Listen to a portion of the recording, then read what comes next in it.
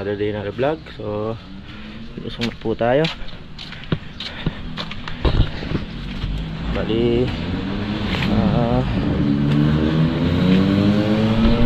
gagayak na po kami sa bawit. Mag-i-spray na kami. Bali ito na yung gamot. Bili na akong gamot para doon. Bili muna tayo ng ulam.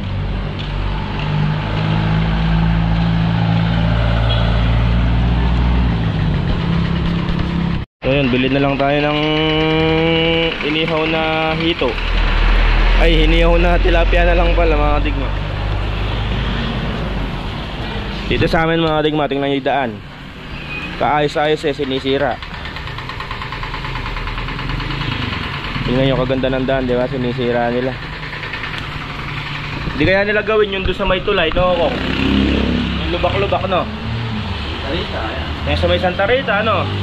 Kung alin pa yung matitinong daan, yung kinakana, no, Kong? Gumagawa sila ng pera. Oo.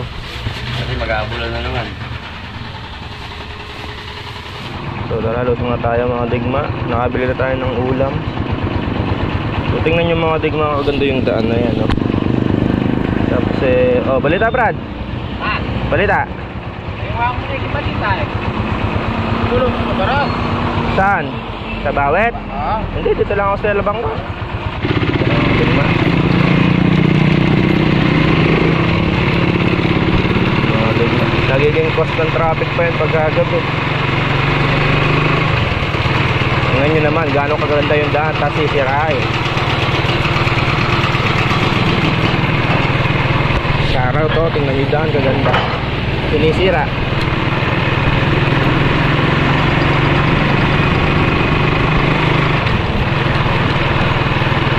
Ang daming daan na sira dito sa amin mga digma. Kung alin pa yung maayos, siya pang sinisira.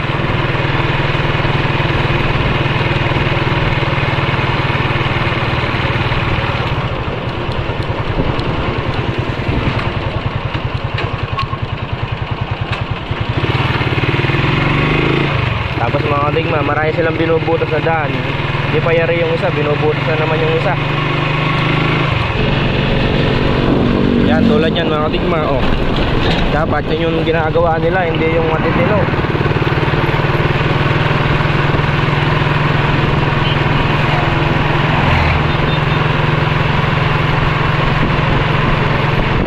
Ayan o, mga lubak oh.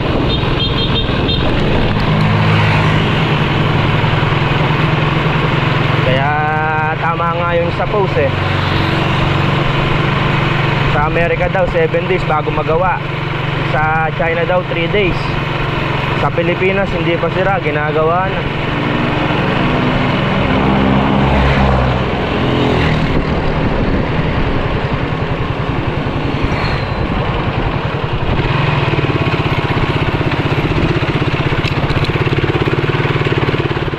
So yun mga digma, dito na po tayo. So inandar ko muna yung makina para mapatubigan yung palay. So ito mga digma, nililinis na ni Airpat. Yan o. Inuunti niya nililinis, di ba? Konti na lang yan. So habang nagpapahinga siya, nililinis na ito. So tayo kasi ala tayong time na maglinis dito eh. Pagtanim na rin siya ng ano, ang papaya. Yan o. Mga papaya niya.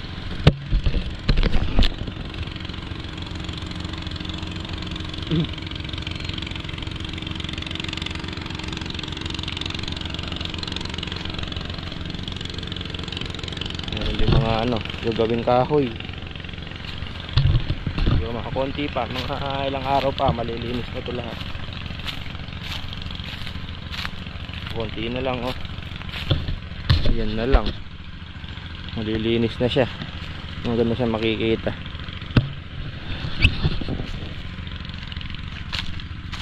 Under ko muna yan para matubigan ulit ng palay. Ganda na naman siya oh. So si Iwa wala pa. So bala ko kasi mga digma hakutin na yung ano, yung mga gamot dun sa bawit. Tas bukas doon na kami matutulog. So wala pa si Iwa. lahat ng kailangan i-ready na namin sa bawit.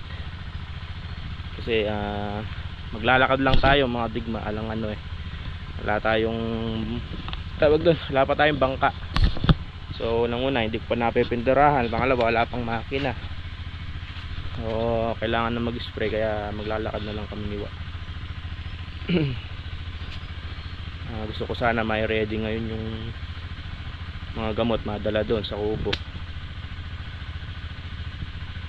Pagka hindi dumating si Wa, tutulungan na lang natin magputol ng kawayan si tatay. Siya lang kasi mag-isa nagpuputol ng kawayan.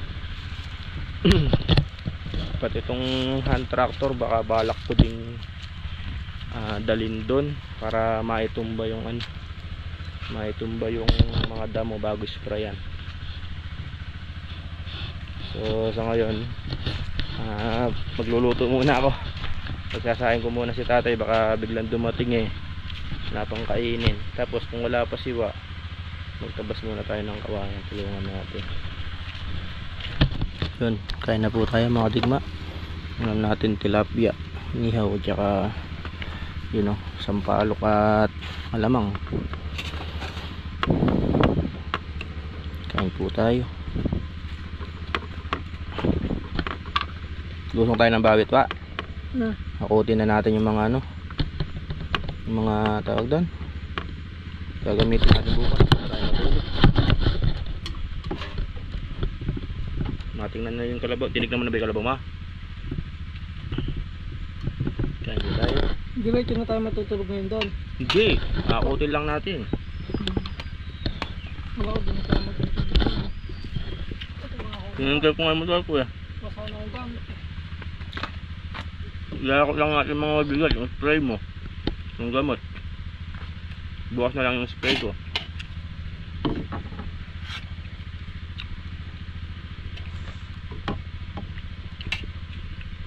Tayong ilang pagkain.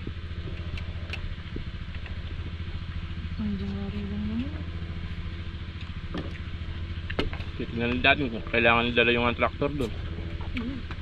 Ayan, tractor yan. Na-travel natin ulit. Oo. Para hindi tayo nangihiram. Yung nga lang ang gagawin natin dyan yan. Gulong. Gugulong natin yan hanggang sa bayog. Katulad ng ginawa natin dati. Hindi, pagdating doon, pwede na nun. O na may laklo pa rin yun Ketang kai, ketang kilob. Palikot mo niya ketang kilob.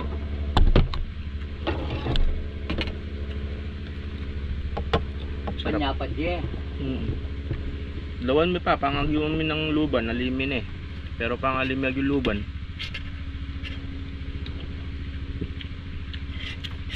Sarap mga digma. Sarap para mga digma. Itong ano wadat, nilagay mo na dun pagkain. Saka? Oo. Ano ka mga tapunan? Hindi. Naka-plastic naman yun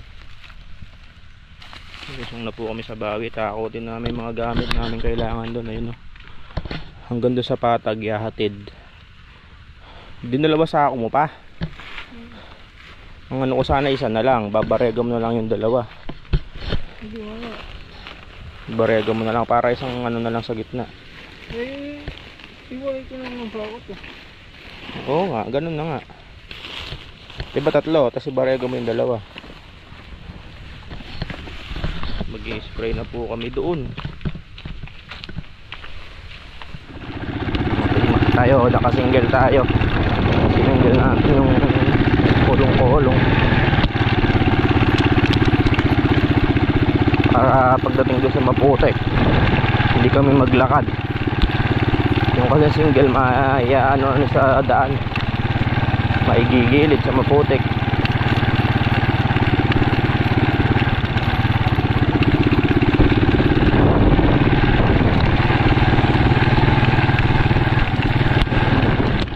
Yan mga digma, mula dyan magsisingle na papunta doon.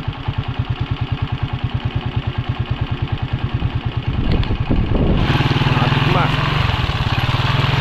aling maputik na ngayon, basta may matigas, wag lang yung malalim.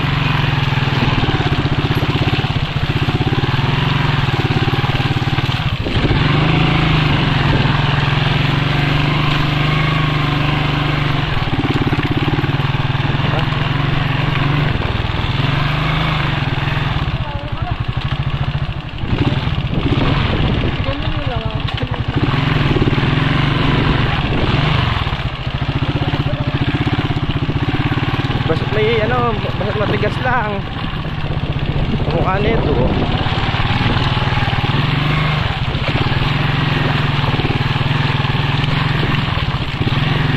Wasak ang daan mga katikma.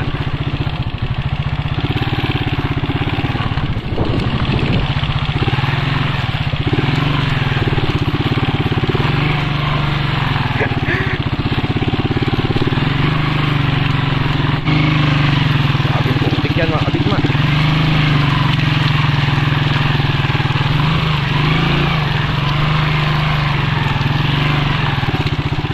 So ayan mga digma, oh. Napalaban si Chariot. Sa bali yan, dito kami sa kubo ni Kuya Kulot. Yun, shoutout kay Kuya Kulot. At mula rito, dito kasi safety yung motor namin. Mula rito maglalakad kami papuntang kubo. Yung dating kubo ayun lang, oh. Malapit lang dito kay Kuya Kulot. So lalakarin lang namin, di ba? Pupunta doon. Siguro mga 20 minutes walk. So tayo makapunta doon. May pamingka? Wa? Gamot yan mga digma. Pero kung may makina sana sa bangka, yayahay. Hindi na tayo. Sa UP pa yung cambio ko. Ay, puso. Nabali. Na? Nabali. Kailan? Nung saan tayo sa Bangkok. Nung dumalo kay Corne. Nabali? Ay, nakawelding. Ay, gumana na ida mo. Medyo malabong na. Yan ang spray namin. Yan. Pero mga 3 araw yan. 3 araw na walang uwian. Bagay depende sa gamot. 5 galon lang yung dala ko eh.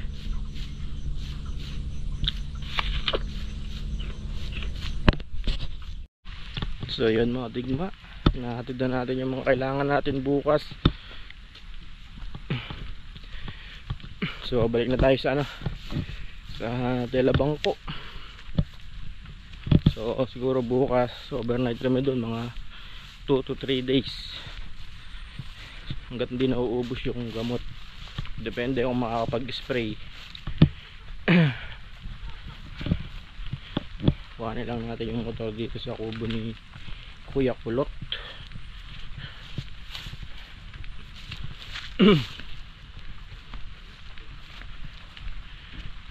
Balik na tayo doon. Maatik-katik na mga digma.